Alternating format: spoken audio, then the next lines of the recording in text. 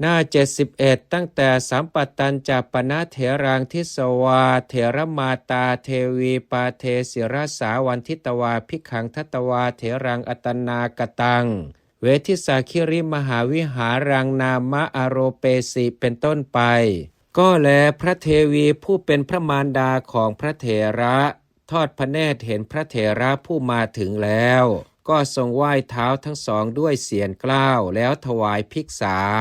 ทรงมอบถวายวัดชื่อเวทิสาคิรีมหาวิหารที่ตนสร้างถวายพระเถระพระเถระนั่งคิดอยู่ที่วิหารนั้นว่ากิจที่เราควรกระทำในที่นี้สำเร็จแล้วบัดนี้เป็นเวลาที่ควรจะไปยังเกาะลังกาหรือยังหนอแล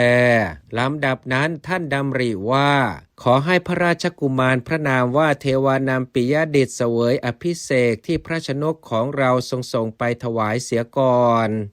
ขอให้ได้สดับคุณพระรัตนตรัยและเสด็จออกไปจากพระนครเสด็จขึ้นสู่มิสกะบรรพตที่มีมหรสพเป็นเครื่องหมายเวลานั้นเราจะพบพระองค์ท่านในที่นั้นพระเถระก็สำเร็จการพักอยู่ที่เวทิสาคิรีมหาวิหารนั้นแลสิ้นเดือนหนึ่งอีกต่อไปก็โดยล่วงไปเดือนหนึ่งคณะสงฆ์และอุบาสกแม้ทั้งหมดซึ่งประชุมกันอยู่ในวันอุโบสถในดิถีเพ็ญแห่งเดือน8ต้นวงเล็บคือวันเพ็ญเดือน7ได้ปรึกษากันว่าเป็นการสมควรที่พวกเราจะไปยังเกาะตัมพปนิทวีปหรือยังหนอเพราะเหตุนั้นพระโบราณอาจารย์ทั้งหลายจึงได้กล่าวว่าในการนั้นได้มีพระสังฆเถระชื่อมหินทะโดยนามหนึ่งพระอิตติยเถระหนึ่งพระอุตติยเถระหนึ่งพระพัทธสารเถระหนึ่งพระสัมภรเถระหนึ่งสุมาณสามเณรผู้ได้ชลพิญญามีฤทธิ์มากหนึ่งพันธกาอุบาสกผู้ได้เห็นสัจจะเป็นที่7แห่งพระเถระเหล่านั้นหนึ่งท่านมหานาคเหล่านั้นนั่นแลพักอยู่ในที่เงียบสงัดได้ปรึกษากันแล้วด้วยประการฉนี้แล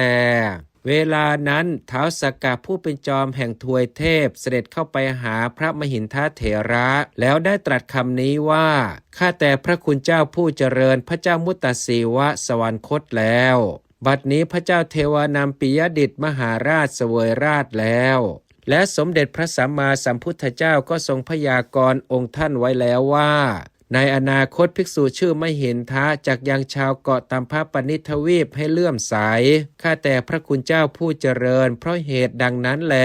เป็นการสมควรที่ท่านจะไปยังเกาะอันประเสริฐแล้วแม้กระผมก็จะร่วมเป็นเพื่อนท่านด้วยถามว่าก็เพราะเหตุไรท้าวสักกะจึงได้ตรัสอย่างนั้นแก้ว่าเพราะได้ยินว่าพระผู้มีพระภาคเจ้าทรงตรวจดูโลกด้วยพุทธจักษุที่ควงแห่งโพธิพฤกษ์นั่นเองได้ทอดพระเนตรเห็นสมบัติแห่งเกาะนี้ในอนาคตจึงได้ตรัสความนั่นแก่ท้าวสักกะนั้นและทรงสั่งบังคับไว้ด้วยว่า